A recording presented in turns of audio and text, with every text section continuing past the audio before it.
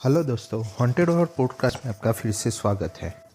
दोस्तों, आपने कई बार ऐसा देखा होगा कि कोई चौकड़ी हो, कुंडाला हो या फिर तालाब का कोई भी कॉर्नर हो या फिर चौराया हो, ऐसी कई जगह पे अपने नींबू या फिर श्रीफर ऐसा या अगरबत्ती करके कुछ रखा हुआ, दिया जला के ऐसा कुछ देखा होगा। ये सब क्यों रखते हैं पता है आपको? क्योंकि घर में किसी की काली छाया हो, ऐसा कुछ लगे ना, तो सब नज़र कैद करके या फिर उतारा करके वहाँ पे ऐसा सब करके डाल देते हैं वहाँ पे। ऐसे ही मैं एक मध्य प्रदेश की एक कहानी लेके आया हूँ, जो रियल स्टोरी है ये। और ये घटना मेरे फ्रेंड के कजिन सिस्टर के साथ हुई थी, जो एमपी में रहती है। ये स्टोरी के कई पार्ट्स ऐसे है कि आपको ऐसा लगेगा कि नहीं नहीं, ये मैंने तो कहीं कहाँ पे ये सुना है या कहाँ पे देखा है या फिर किसी से सुना होगा आपने ऐसा कुछ।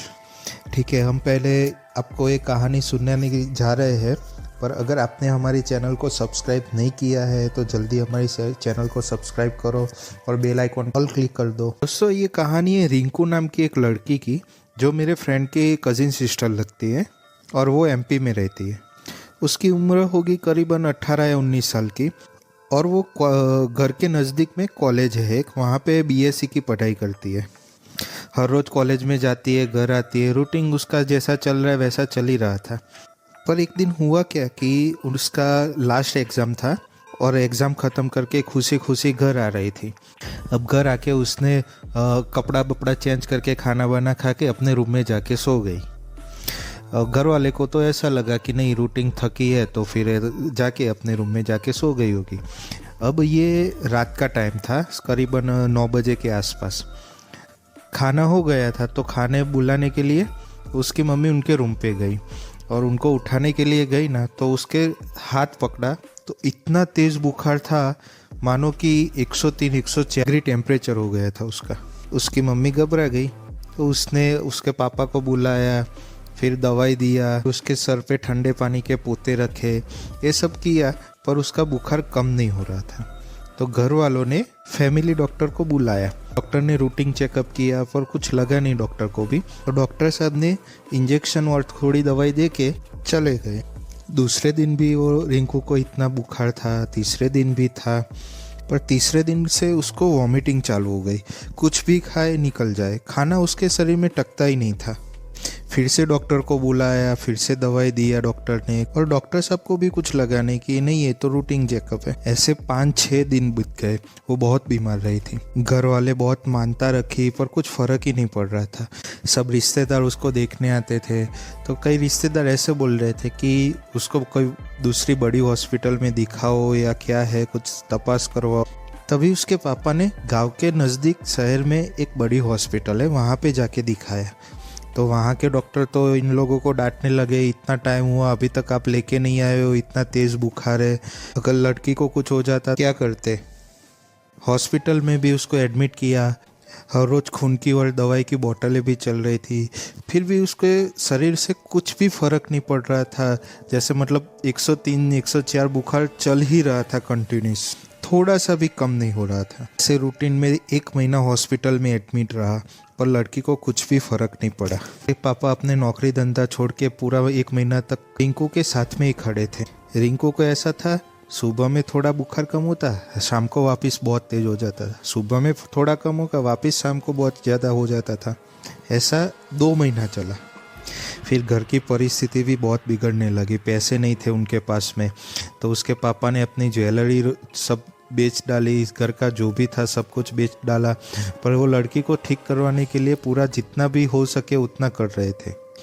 पर दिन ना दिन रिंकू की तबीयत बहुत ख़राब हो रही थी। डॉक्टर को भी समझ नहीं हो रहा था कि ये क्या हो रहा है। उन्होंने बाहर से बहुत सारे डॉक्टर को बुलाया, उन लोगों को तपास किया, पर कुछ फ़र्क ही नहीं पड़ रहा था रिंकू को। एक साइड घर की परिस्थिति ख़राब हो रही थी, उसके पापा के पास कुछ भी पैसा नहीं बचा था, अब वो करे तो करे क्या। तो डॉक्टर साहब को रिक्वेस्ट किया, अब हमारी बच्ची को डिस्चार्ज कर दो, उनके पास पैसा नहीं है तो घर जाके जो भी होगा वो सेवा करेंगे। पर वो डॉक्टर दयालु थे, उन्होंने बोला पैसे की फिक्र मत करो, हम आपसे कोई चार्ज नहीं लेंगे, हम आपकी लड़की की फ्री में ट्रीटमेंट करेंगे। अब ऐसा था कि रिंकू की ज़िंदगी भगवान भरोसे थी।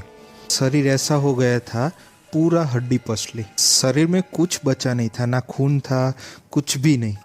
लास्ट में डॉक्टर ने भी आशा छोड़ दी। तब उसके पापा हॉस्पिटल के बाहर जाके बहुत रोने लगे। उतने में एक बाबा आए। बाबा ने पूछा, क्या हुआ बच्चा, क्यों रो रहे हो? तो उसके पापा ने रोते रोते रिंकू के बारे में सब बता दिया। तब बाबा ने रिंकू के पापा को एक पानी की बोतल दिया और उसको बोला कि ये पानी रिंकू को पिला देना, अगर वो पी जाए, सही हो जाए तो ठीक है, नहीं तो फिर घर जाके सेवा करना उसकी। अब रिंकू के पापा को बाबा पे ट्रस्ट नहीं था, तो उसने वो पानी की बोतल तो ले लिया, पर जाके रिंकू के पास में रख दिया। उसको पिलाया नहीं था। अब उसी रात में रिंकू की बॉडी पूरी वाइब्रेट होने लगी, पूरी बॉडी ठंडी से कांपने लगी। और पास में पड़ी थी ना जो पानी की बोतल जो बाबा ने दिया था, वो पानी खून में बदल गया और धीरे धीरे रिंकू के मुंह में से भी खून निकलने लगा। ये सब देख के वहाँ के जो स्टाफ थे ना, उसने डॉक्टर को बुला दिया। डॉक्टर ये देख के बहुत गुस्सा हो गए। ये किसने रखा था पानी की बोतल यहाँ पे, ये सब ले जाओ यहाँ से। फिर रिंकू के पापा ने डॉक्टर को बताया कि ऐसा एक बाबा आए थे और उन्होंने पानी की बोतल दिया, वो वहाँ पे रख दिया, हमने उसको पिलाया नहीं था। पर बाद में रिंकू को दूसरे रूम में शिफ्ट कर दिया और जो पानी की बोतल थी वो फेंक दी। तब वहाँ पे एक नर्स ने रिंकू के पापा को बोला कि आपको जिस बाबा ने दिया था ये पानी की बोतल, उसको जाके पूछो कि ये ऐसा हुआ था। तो रिंकू के पापा बाहर गए पर कुछ बाबा कोई दिखाई नहीं दिया। दूसरे दिन शाम को बाबा वापस आए और रिंकू के पापा ने बाबा से पूछा कि आपने ये क्या दिया था? आपने जो पानी दिया था वो रिंकू के पास में रखा तो वो खून में बदल गया। बाबा को शक हो गया कि इसके शरीर में कोई काली छाया है या फिर इसके शरीर में कोई आत्मा है। तो बाबा ने रिंकू के पापा को समझाया कि उसको बुखार इसीलिए है कि उसके शरीर में कुछ है। आपकी बेटी को दवाइयों से कुछ फर्क नहीं पड़ेगा, उसके शरीर से आत्मा निकालनी पड़ेगी तो ही आपकी बेटी सही होगी। तब रिंकू के पापा ने बाबा से पूछा, तो अब करेंगे क्या? तो बाबा ने बोला, एक धागा देता हूँ, रिंकू के बाएं हाथ में बांध देना, बाद में रिंकू को घर लेके जाना। घर जाके अगर रिंकू सही हो जाए तो समझ लेना कि उसकी शरीर में आत्मा है। तो बाबा ने जो धागा दिया था वो रिंकू के हाथ में बांध दिया और रिंकू को डिस्चार्ज करवा के अपने घर लेके गए। पहले दिन तो रिंकू को कुछ फ़र्क नहीं पड़ा, पर दूसरे दिन धीरे धीरे ऑटोमेटिक रिंकू रूम से बाहर आने लगी, माना कि उसको कुछ हुआ ही नहीं हो, पहले जैसी हो गई। उसका बुखार भी सही हो गया, नहीं वॉमिटिंग हुआ, वो सामने से सब खाना मांग रही थी। घर वाले सब चौंकने पड़ गए। बाबा की बात सही थी, उसके शरीर में आत्मा है। घर वाले को विश्वास आ गया कि नहीं, बाबा सही बोल रहे थे। दूसरे दिन रिंकू के पापा बाबा से मिलने गए और बाबा को उसके घर आने के लिए बोला। तो बाबा रिंकू के पापा के साथ उनके घर आ गए। अब रात के करीब 10-11 बज गए थे, सब सो गए थे घर में। तब बाबा ने रिंकू के पापा के साथ में रिंकू के रूम में गए।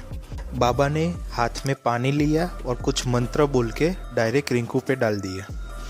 रिंकू का धीरे धीरे शरीर हिलने लगा और पहले बार रिंकू के शरीर के पीछे छुपा था वो एंटिटी बाहर आया।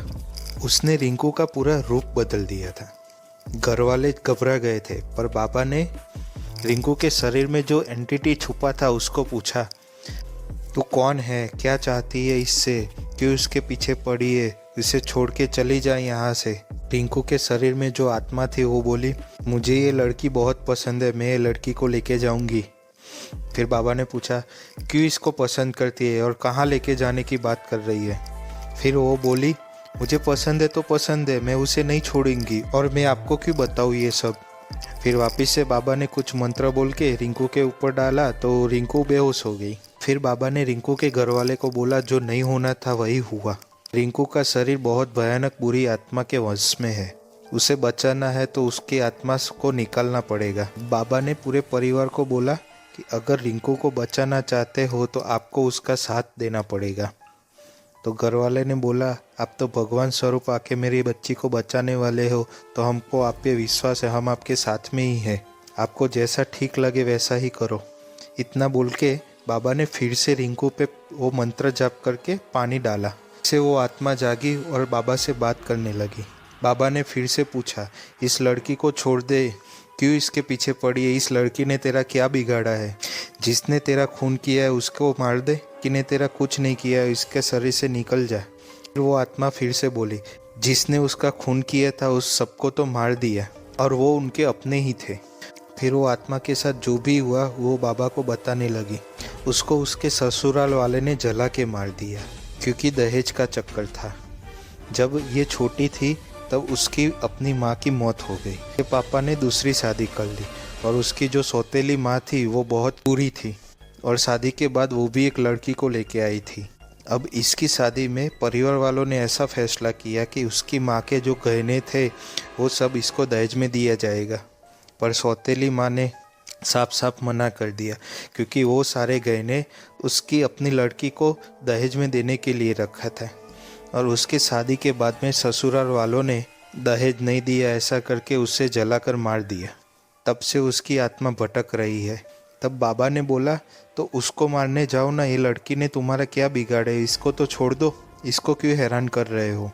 तब वो आत्मा बोली, वो सबको तो मार दिया। बाबा ने पूछा, इसे कैसे मार दिया सबको? तो वो बोली, एक दिन उसके सास ससुर और उसके हस्बैंड बाहर जा रहे थे, तो उसने उसके हस्बैंड में जाके पूरी गाड़ी खाई में डाल दिया, और उसकी सौतेली मम्मी और पापा को उसकी मम्मी जूस बना रही थी उसमें जहर मिला के मरवा दिया। बाबा ने पूछा, तो अब क्या चाहती है तू? क्यों ये लड़की को मारना चाहती है, और तू ये लड़की के अंदर आई कैसे? तब वो आत्मा ने बोला, उसके पापा की मम्मी जो ये सब देख रही थी उसको मोहल्ले वाले ने बचा दिया था। उसका उतारा फेंक के उसने एक दूसरी लड़की के अंदर चला गया था, और उस लड़की का उतारा बाहर चौराहे पे रखा था, और रिंकू का पैर उसी नींबू पे पड़ा जिसमें उतारा करके रखा था। इसीलिए मैं रिंकू के अंदर आई।